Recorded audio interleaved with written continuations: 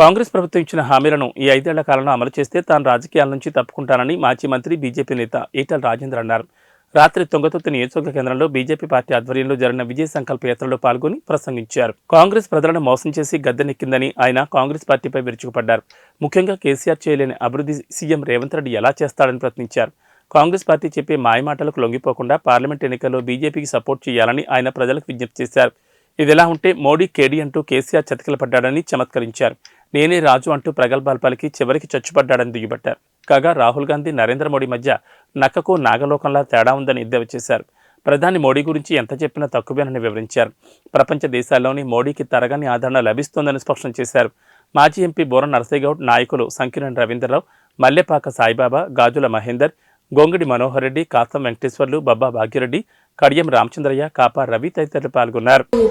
ఆనాడు అమెరికా, ఇవాళ నరేంద్ర మోడీ గారు చైనాకు పోయినా, అమెరికాకు పోయినా, లండన్ కు పోయినా, యుఏఈకి పోయినా, గల్ఫ్ దేశాలకు పోయినా రెడ్ కార్పెట్ వేసి ప్రెసిడెంట్లే స్వాగతం పలికిన గొప్ప సన్నివేశం ఎప్పుడొచ్చింది? మోడీ గారు వచ్చిందో వచ్చింది. మొన్న రష్యా, ఉక్రెయిన్ రెండు దేశాల మధ్య యుద్ధం జరిగితే మన పిల్లలు అక్కడ మెడిసిన్ చదువుతూ ఉన్నారు. ఇక్కడ ఉన్న పేరెంట్స్ నా కొడుకు ఏమైపోతాడని చెప్పి భయపడతా ఉంటే అరచేతిలో పట్టుకొని బిక్కు బిక్కుమంటూ ఏడుస్తా ఉంటే నరేంద్ర మోడీ ఏం చేసిండు? ఉక్రెయిన్ ప్రెసిడెంట్ తో మాట్లాడిండు, రష్యా ప్రెసిడెంట్ తో మాట్లాడిండు. అక్కడ చదువుకునే పిల్లలు వాళ్ళ వాళ్ళ దేశాలకు పోయేంత వరకు యుద్ధం ఆపమని చెప్పి అల్టిమేటం ఇచ్చి పిల్లల్ని తీసుకొచ్చి మన దేశ ప్రజలకు అప్పచెప్పిన ఘనత నరేంద్ర మోడీ గారి. ఇవాళ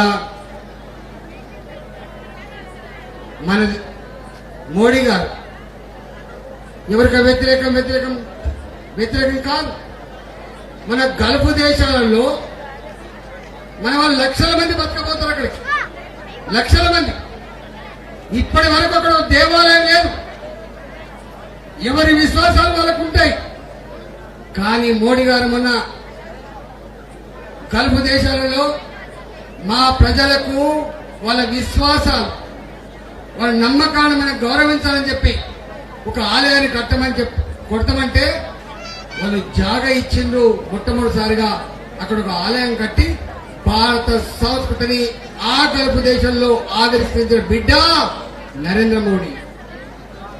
ఇవాళ నా జమ్మూ అండ్ కాశ్మీర్ రేపు ఏం కాబోతా ఉంది? ఒక స్విట్జర్లాండ్ కాబోతుందని చెప్పి వింటా ఉన్నాం. ఇవాళ మనం అక్కడి ప్రజానికం అనేక సంవత్సరాలుగా అనేక సమస్యలలో వాళ్ళు బాధలు పడ్డారు. అక్కడ సైనికులు కావచ్చు, ప్రతి నిత్యం బుల్లెట్ల సప్పులతో రక్తం మడుగులలో గిలగొల కొట్టుకున్న ప్రజలు చూసింది జమ్మూ అండ్ కాశ్మీర్. కానీ వాళ్ళ జమ్మూ అండ్ కాశ్మీర్ ప్రశాంతతకు నిలయమైపోయింది. జమ్మూ అండ్ కాశ్మీర్ ప్రపంచంలోనే ఒక గొప్ప స్థానం. పార్టీ అధికారంలో పూర్తి చేసుకొని మళ్లీ గెలిపించమని చెప్పి కోరితే అత్యధిక మెజార్టీ ఇచ్చి మళ్లీ మోడీ గారే ఉండాలి చెప్పి అధికారాన్ని కట్టబెట్టింది గుజరాత్ లో నరేంద్ర మోడీ గారికి. కానీ కేసీఆర్ ఏమని చెప్పేది? తెలంగాణ గాంధీ అని చెప్పేది. మోడీ ఏంది, కీడీ ఏంది అని మాట్లాడిండు. కానీ అలాంటి కేసీఆర్ 10 ఏళ్లకే చతికిల పడ్డ మాట వాస్తవం కాదా?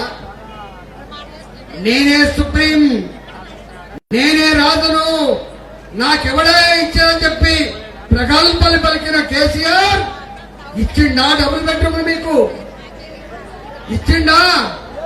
నా నిరుద్యోగ బిడ్డలారా 3,116 రూపాయలు భృతి ఇచ్చిండా?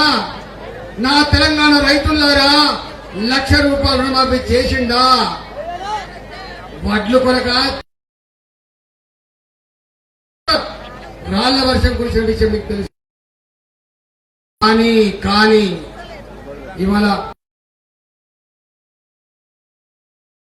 ఏ బలికింది కేసీఆర్. కానీ మిమ్మల్ని ఒకటి అడుగుతున్నా, ఆనాడు ఆ కేసీఆర్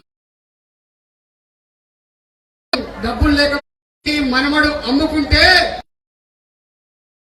అంటే వాళ్ళ ఎప్పుడో నిజాం కాలం నాటి భూములు, ఆ భూముల్ని అమ్ముకొని ఇవాళ రైతులకు రుణమాఫీకి వడ్డీ మాత్రమే ఇచ్చిండు, అసలు ఇచ్చిండా?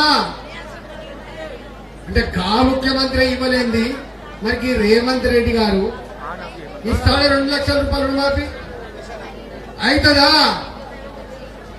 ఆనాడు ధనిక రాష్ట్రంలో